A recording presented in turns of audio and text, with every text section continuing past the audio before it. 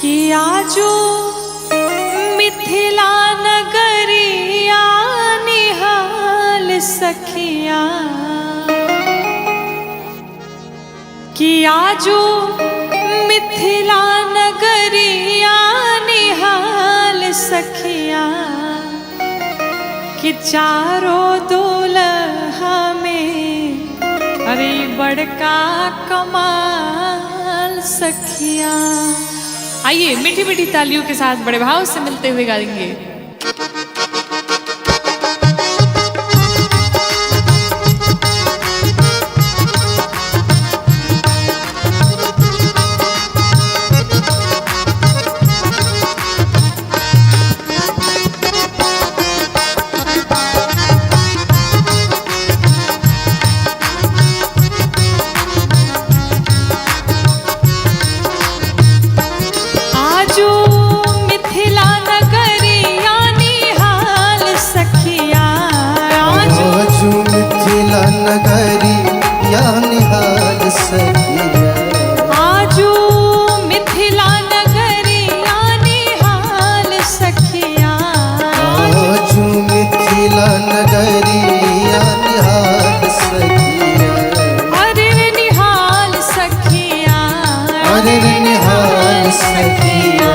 चारों दुल्हा में बड़का कमाल सखिया, चारों दुल्हा में बड़का कमाल सखिया।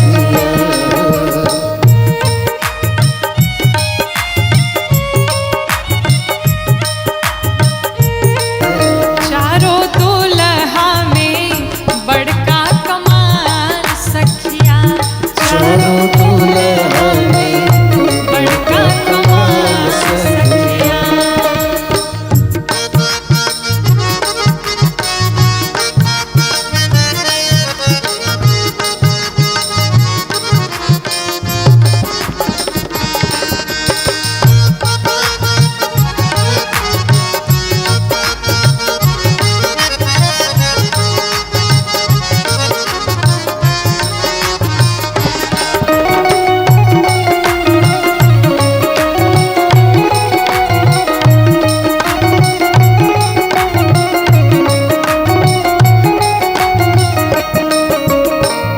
आज सभी मिथिलावासी बड़े प्रसन्न हैं मेरे रघुनाथ जी की उस सांवली सी सूरत को देख करके सभी आनंदित हैं। और क्या कहते हैं कि अरे रे गाल सखिया। ऐसे नहीं, सभी पूरे पूरे हाथों को उठाते हुए गाते हुए मीठी मीठी तालियों के साथ गाएंगे। क्या त चारों दुल्हा में बड़का कमाल सखिया, चारों दुल्हा में बड़का कमाल सखिया, चारों दुल्हा में बड़का कमाल सखिया, चारों दुल्हा में बड़का कमाल सखिया, चारों दुल्हा में बड़का कमाल सखिया। बोल राघवेंद्र सरकार की, श्री किशोरी मैया की।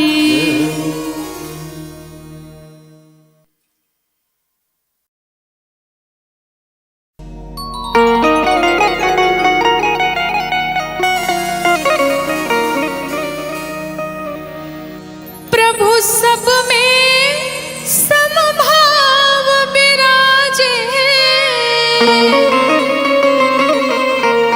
प्रभु सब में समभाव विराजे, सबका करे उद्धार, बरस रही प्रभु की कृपा अपार, बरस रही प्रभु की कृपा अपार, बरस रही प्रभु की कृपा अपार। प्रभु सब में समभाव विराजे, प्रभु सब में समभाव विराजे, सबका करे उद्धार, बरस रही प्रभु की कृपा अपार, बरस रही प्रभु की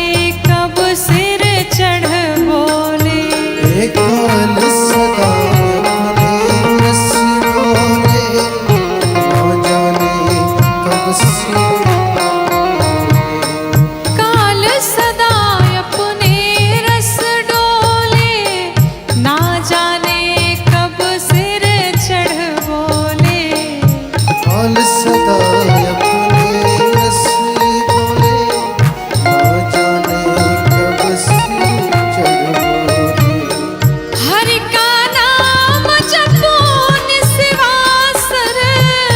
का नाम जपो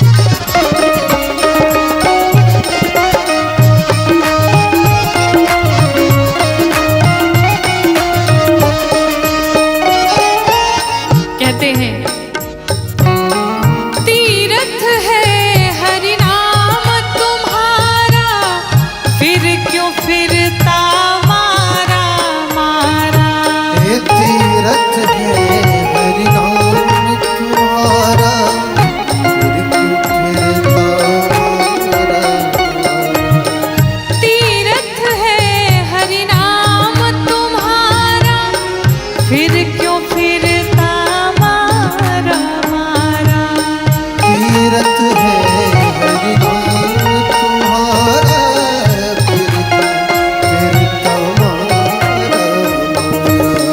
अंत समय हरि नाम न आवे, अंत समय हरि नाम न आवे, अंत समय हरि नाम न आवे, अंत समय हरि नाम न आवे। फिर काशी और मदीना क्या, हरि नाम नहीं तो जीना क्या, हरि नाम नहीं तो जीना क्या, हरि नाम नहीं तो जीना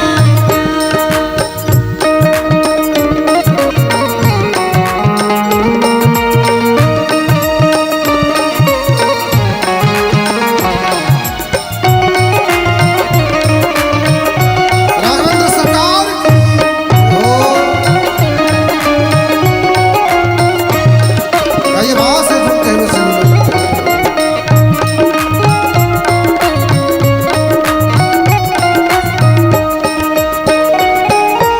कहते हैं भूषण से सब अंग सजावे, रसना पर हरि नाम न आवे, भूषण से सब अंग सजावे, कृष्ण पर हरि नाम आवे।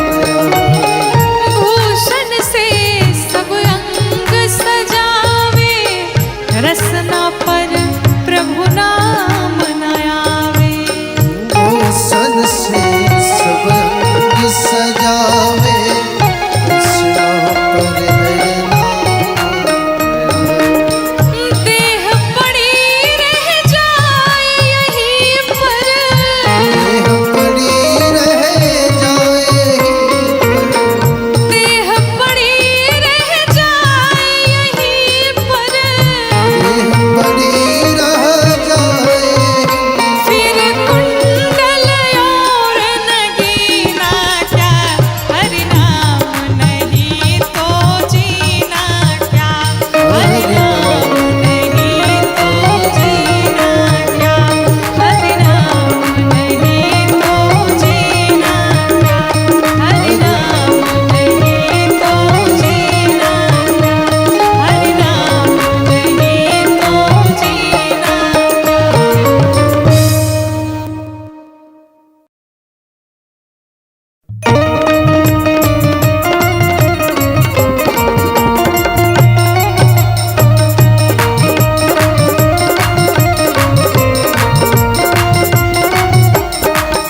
हो जाला नालायक पूजे लायक, हर घुनायक भज के,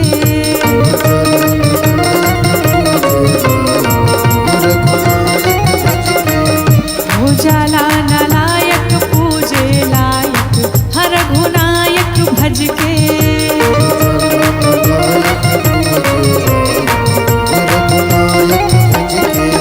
हे हो रघुनायक भज के, हे हो रघुनायक भज के, रघुनायक भज के, हे हो रघुनायक भज के, हे हो रघुनायक भज के, आहो रघुनायक भज के, हे हो रघुनायक भज के, आहा रघुनायक भज के। हो जाला नालायक पूजे लायक, हर रघुनायक भज के, हो चला नालायक पूजे लायक, रघुनायक भज के।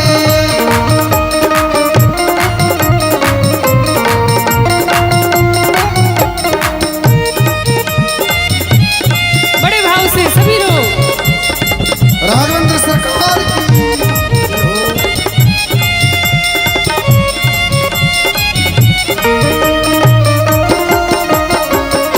राघव सरकार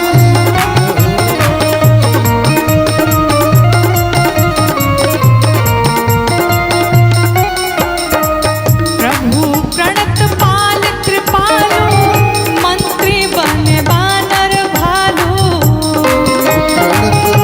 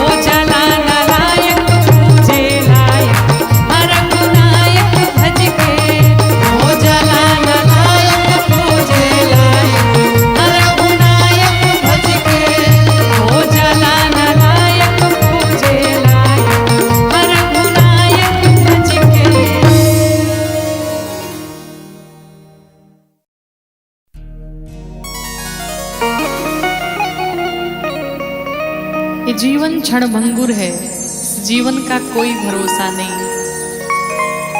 इसलिए कहते हैं कि क्षणभंगुर जीवन की कलिका, कल प्रात को जान खिले ना खिले। मलयाचल की सुच शीतल मंद, ये सुगंध समीर मिले ना मिले। ये कलियुग कलिकाल कुठार यानी कुल्हाड़ी लेकर के खड़ा है कि कलिकाल कुठार लिए है खड़ा,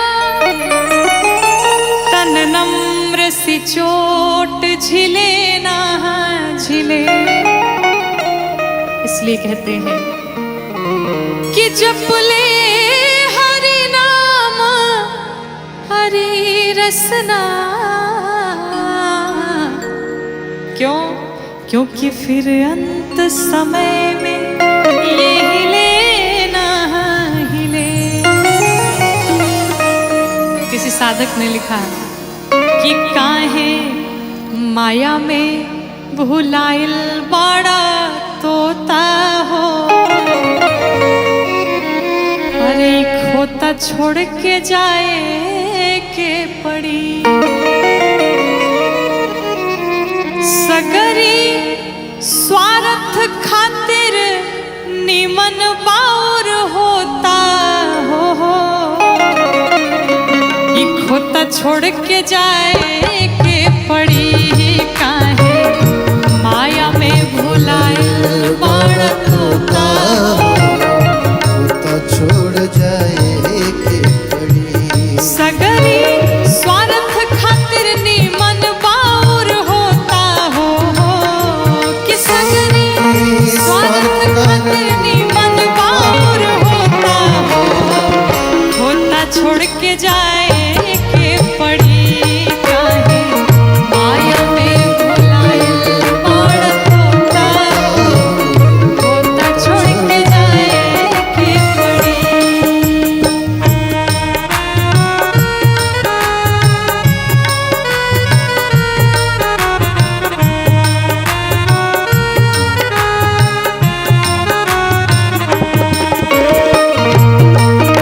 राघवेंद्र सरकार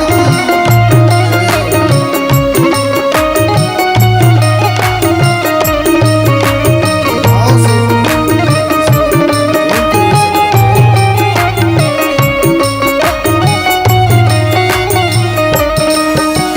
चाहे आप जितना भी धन कमा लीजिए, साधक कहता है लाख करोड़ धन तू कमैबा, लाख करोड़ धन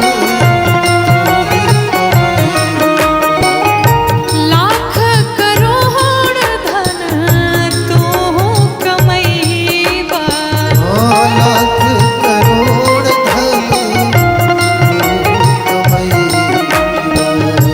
खाला खियाला नात काले के जैबा, खाला खियाला काले के जई। हाँ खाला खियाला नात काले के जैबा। खाला खियाला काले के जई। जो कुछ भी है दान करिए, भोग करिए, अन्यथा यहाँ पर सब धरा का धरा ही रह जाएगा। और अंत समय में कितनी सुंदर बात कही साधक ने, क्या कि ताहर छीन ली है पहिरल लंगोटा हो, ताहर छीन ली है पहिरल लंगोटा हो, खोता छोड़ के जाए के पड़ी। ताहर छीन ली है पहिरल लंगोटा हो, खोता छोड़ के जाए के पड़ी।